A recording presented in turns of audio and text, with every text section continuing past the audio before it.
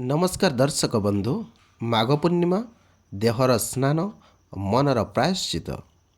आजिर एही भिडियोरे जानिबा माघ पूर्णिमा कौन, माघ पूर्णिमार पूजार नियम, माघ पूर्णिमार पुण्यफल, माघ पूर्णिमारे केउं कार्य मना, कलिजुगरे माघ पूर्णिमार आवश्यकता। हाँ दर्शक बंधु, भिडियोटी को शेष पर्यंत देखंतु। भल लागिले गोटे लाइक करी आम चैनल को सब्सक्राइब करंतु। केबे आपण एकाकी निज मन को पचारिछंती कि मो सतरे सुखी तो?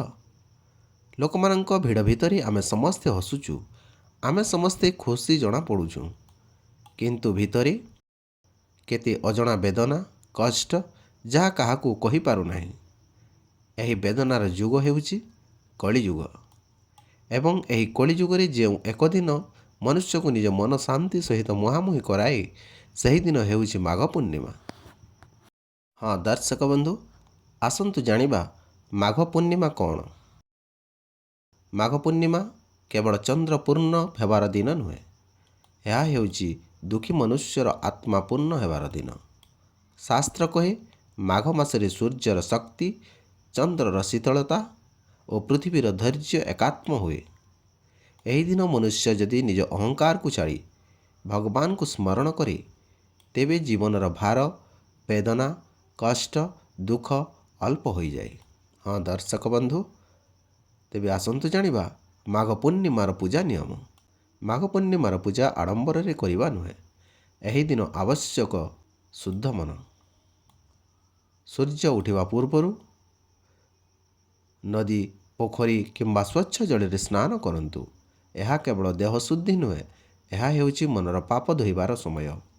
स्नान परे मने मने कहिबा, हे प्रभु मोर अजणा पाप, मोर अजणा भूल, मोर अहंकार आज तो पादरे छाड़ी देउची, तुमे मते शांति दियो।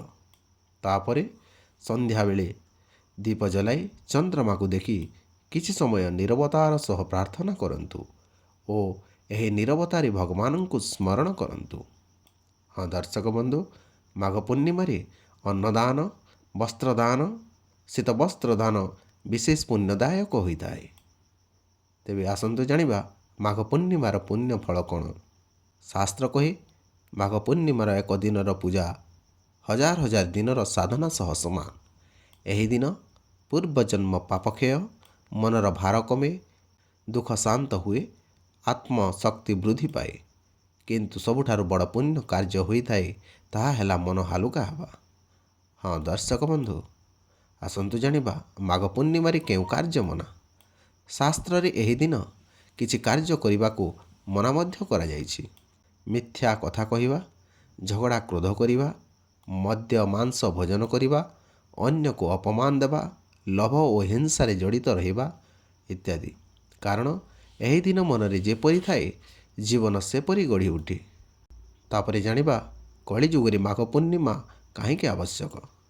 कलिजुगरे मनुष्य सबु किछि रखिछि किंतु शांति हराइछि। धर्म अछि किंतु करुणा नहीं, भक्ति अछि किंतु अहंकार अधिक।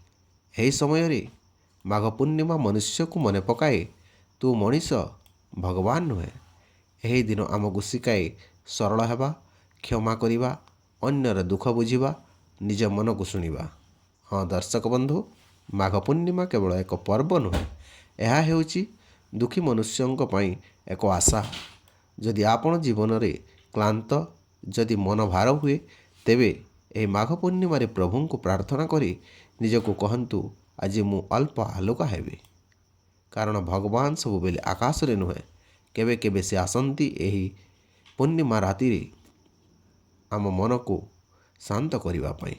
हाँ दर्शक बंधु, भिडियोटी जदि भल लागुछि गोटे लाइक करंतु। केउं विषय जानिबाकू चाहुछंती कमेंट रे लिखि जणांतु। आम एही चैनल को सब्सक्राइब करंतु। जय श्री कृष्ण, राधे राधे।